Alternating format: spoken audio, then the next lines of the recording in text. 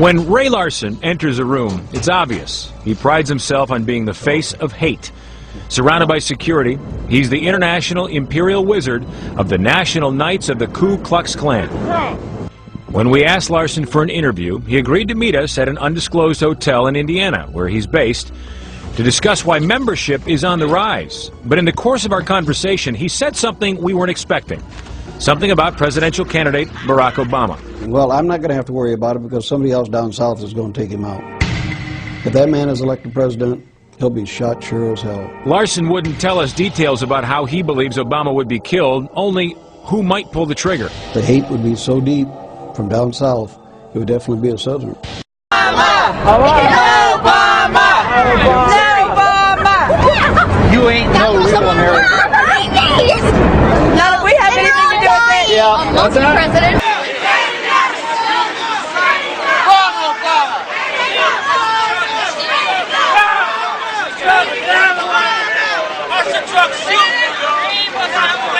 What does that mean? What does that mean, sir? Huh? What does that mean? Get rid of him. I've had a number of people in when he gets to the White House, strangers tell me this. Why are you supporting Senator McCain if you're a Democrat? You know what my true answer is? Yeah, sure I do. No Obama! No Obama! No Obama! No Obama! No Obama! No Obama! No Obama! I want to sound racist here, but I do not want a black man running my country. So that's our fault that they're nuts. No, it's not. It's your fault that you haven't shamed them, Mark. It is your fault that unlike the Democrats or the Republicans or any other political group. So you're saying you accept racists and Nazis, Mark? Is that what you're saying? Question. Do you accept racists and Nazis in the Tea Party? Here in Sacramento at the Do you, NBC Mark? local I'm asking news you a affiliate, question, my man. I didn't. You want to have a conversation with me, or did you just want to come on my TV show and do a commercial for yourself? I'm answering the question. We have a woman here on a local NBC affiliate who, after an anti-Semitic rant at Sac State, was promoted from reporter to anchor.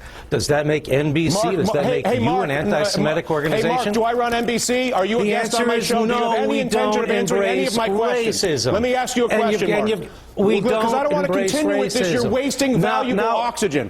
Can we please cut off this man's microphone? He has no interest in answering my questions. Mark, a pleasure. Okay, actually, not really a pleasure. It was offensive. You're offensive. Your treatment of my show as a vehicle to spread your propaganda, ignore my questions, offensive, and an indication of what is wrong with the dialogue in this country, period. On a more serious note, we're now joined by actor and activist Janine Garofalo. Good to see you. Thank you. You know, there is nothing more interesting than seeing a bunch of racists become confused and angry at a speech they're not quite certain what he's saying. It sounds right to them, and then it doesn't make sense. Which let's be very honest about what this is about. It's not about bashing Democrats. It's not about taxes. They have no idea what the Boston Tea Party was about. That's right. They don't know their history at all. This is about hating a black man in the White House. This is racism straight up. That is nothing but a bunch of tea-bagging rednecks. And there is no way around that. And, you know, you can tell these type of right-wingers anything and they'll believe it except the truth. Remember, during the debate, McCain said, I am very proud of everyone at my rallies, and everyone at our rallies. Here they are after a Palin rally. A small town in the swing state of Ohio is where Sarah Palin addresses some of her core supporters. This area is mostly white and working class, and here's what some have to say about presidential candidate Barack Obama. I'm afraid if he wins, the black will take over. It's not a question. This is a Christian nation. What is our country going to end up like?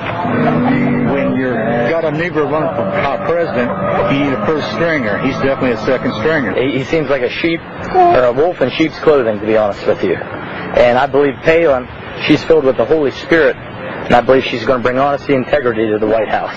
He's related to a known terrorist, for one. He is friends with the terrorists of this country. He must support terrorists.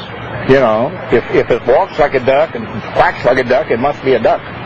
And that, to me, is Obama. Just the whole the Muslim thing and everything. I mean, everybody's still kind of, a lot of people forgot about 9/11, but I don't know. It's just kind of a little unnerving. Obama and his wife, I'm concerned that they could be anti-white, that he might hide that. I don't like the fact that he thinks us white people are trash, because we're not. Hey! Taylor and his friends lined the road leading to the rally to show their support for Barack Obama. Hey, woman's right. Their body, their choice. Baby killer.